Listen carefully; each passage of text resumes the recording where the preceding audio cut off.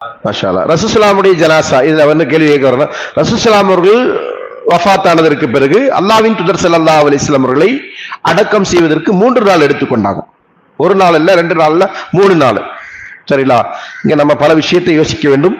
இது அல்லாஹ்வின் தூதர் ஸல்லல்லாஹு அலைஹி வஸல்லம் அவர்களுக்கான தனித்துவமான விஷயம். ஏன் அப்படின்னா ரசூலுல்லாஹ்வுடைய உடல் அழுகவோ கெட்டு போகவோ நாற்றம் எடுக்கக்கூடியதோ அல்லது மண் அரிக்கக்கூடியதோ அல்ல. அதனால தான் அபூபக்கர் அவர்கள் என்ன செய்வாங்க, ரசூலுல்லாஹ்வுடைய மரண செய்தியை கேட்டு அபூபக்கர் அங்கே வரும்போது அபூபக்கர் அவர்கள் என்ன சொல்லுவாங்க, நீங்க உயிரோடு இருக்கும்போது எப்படி நறுமணம் கமழ்ந்தீர்களோ மௌத்தான பிறகும் அதே மாதிரி இருக்கீங்க ரசூலுல்லாஹ் அப்படி சொல்லுவாங்க. எதுக்கு அப்படி சொன்னாங்க? ஒரு பெரிய ஒரு மக்களுக்கான ஒரு வழிகாட்டுதல் உபதேசம். ரசூலுல்லாஹ்வுடைய ஜனாசா மற்ற ஜனாசாவை போன்றதல்ல. ரசூலுல்லாஹ்வுடைய உடல் மற்ற உடலை போன்றதல்ல. இப்ப நாம் அது மாதிரி மற்ற உடலை வைக்க முடியுமா? வெளியில முடியல என்பதனால தானே ஃப்ரீசர் பாக்ஸ் ஆர்டர் பண்றோம். எதுக்கு ஒரு நாளை தாண்டி ஒரு இரவை தாண்டி ஒரு பாடி வந்து நம்ம பாதுகாக்க முடியல அப்படின்னு சொன்னா என்ன ஆகுது? நாற்றம் எடுக்கிறது, புளித்து போகுது.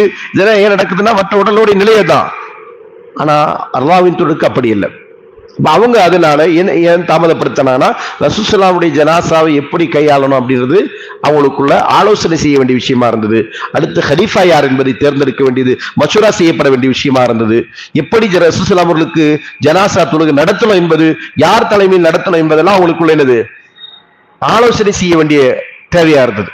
அது மட்டுமல்லாமல் ஒட்டுமொத்தமா மதீனாவே சேர்ந்து ரசூலுல்லாஹ் அவர்களுக்கு ஜனாசா தொழுகை நடத்தினா அதற்கும் என்ன கிடையாது, சௌகரியம் கிடையாது. நபிமார்கள் எங்க அடக்கம் செய்யப்படணும்?